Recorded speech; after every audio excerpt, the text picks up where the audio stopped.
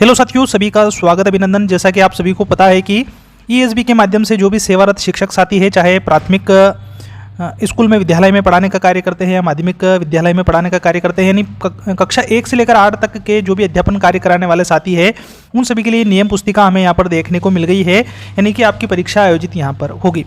अब उसको लेकर कुछ महत्वपूर्ण बिंदु आपको ध्यान में रखने हैं। आज की वीडियो में मैं हमारे जो माध्यमिक शिक्षक साथी है उनको किन किन बिंदुओं का ध्यान रखना है, उसी से रिलेटेड एक संक्षिप्त वीडियो में यहाँ पर प्रोवाइड आपको करा रहा हूँ। साथ ही साथ ऑनलाइन आप आवेदन करेंगे उस टाइम आपको किन किन बातों का ध्यान रखना है वो भी मैं आपको स्पेशली वीडियो प्रोवाइड कराने वाला हूँ। माध्यमिक शिक्षक पात्रता परीक्षा की ओर आगे बढ़े हम महत्वपूर्ण बिंदुओं की ओर, यानी 6 से 8 तक का अध्यापन कार्य कराने वाले या एकीकृत शाला में हैं उनके लिए भी यहाँ पर बात हो सकती है। प्रश्न पत्र आपका 150 अंक का रहेगा और 150 ही प्रश्न आपको देखने को मिल जाएंगे। परीक्षा की अवधि 2 घंटे 30 मिनट आपकी होगी, यानी 150 मिनट आपके यहाँ पर मिल जाएंगे। एक क्वेश्चन के लिए लगभग 1 मिनट आपको मिलेगा। सभी प्रश्न आपके बहुविकल्प में होंगे, यानी 4 विकल्प आपके दिए रहेंगे। प्रत्येक प्रश्न का 1 अंक होगा और 4 विकल्प में से जो भी आपको सही लगता है उस पर आपको टिक करते चलना है। ऋणात्मक मूल्यांकन किसी भी प्रकार का आपका देखने को नहीं मिलेगा, यानी किसी प्रकार की माइनस मार्किंग आपकी नहीं रहेगी। परीक्षा आपकी 2 भागों में संचालित होगी, भाग 1 और भाग बी।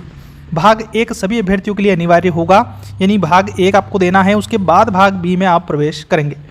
भाग ए जो है उसकी बात करें हम तो 30 प्रश्न मिलेंगे आपको 30 अंक के लिए, जिसमें भाषा जो फर्स्ट आप लेंगे उससे रिलेटेड आपको 8 क्वेश्चन मिलेंगे 8 अंक के लिए। सामान्य अंग्रेजी आपके 5 प्रश्न 5 अंक के लिए मिल जाएगी। अगला जो पार्ट है वो सामान्य ज्ञान, सामयिक घटनाक्रम, तार्किक आंकिक योग्यता से जुड़ा हुआ मिलेगा, जिसमें 7 प्रश्न आपको देखने को मिलेंगे 7 अंक के लिए।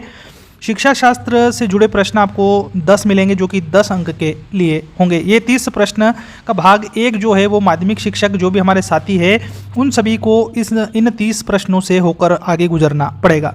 अब अगला जो भाग बी है वो 120 प्रश्न का रहेगा और 120 अंक आपके रहेंगे, यानी कि भाग बी में अभ्यर्थी अपनी स्नातक उपाधि के मुख्य विषय के अनुरूप विषय का चयन कर सकेंगे।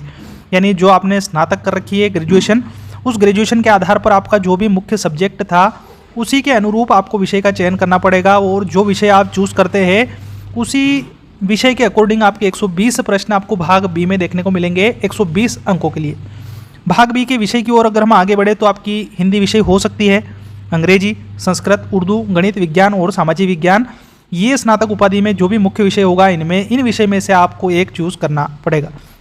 भाग ए की विषय वस्तु का अगर हम बात करें, यहाँ पर हायर सेकेंडरी स्तर के समकक्ष आपका जो 30 अंक मैंने आपको ऊपर बताया वो हायर सेकेंडरी स्तर के आपको देखने को मिल जाएंगे। वहीं भाग बी की जो बात करें, जो भी आपका विषय रहेगा 120 अंक का, वो स्नातक स्तर के आधार पर आपको प्रश्न देखने को मिलेंगे। भाग बी के जो प्रश्न है मध्य प्रदेश की कक्षा 9वीं 10वीं की प्रचलित जो पाठ्य वस्तु है या पाठ्य पुस्तक है उसी के आधार पर आपको देखने को मिलेंगे। कक्षा 9वीं 10वीं तक की जो किताबें हैं उनके आधार पर कठिनाई और संबंधता स्नातक स्तर की आपको देखने को मिल सकती है।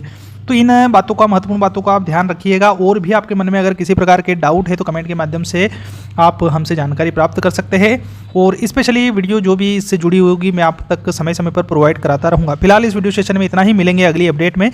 तब तक के लिए आप सभी को जय हिंद, जय भारत।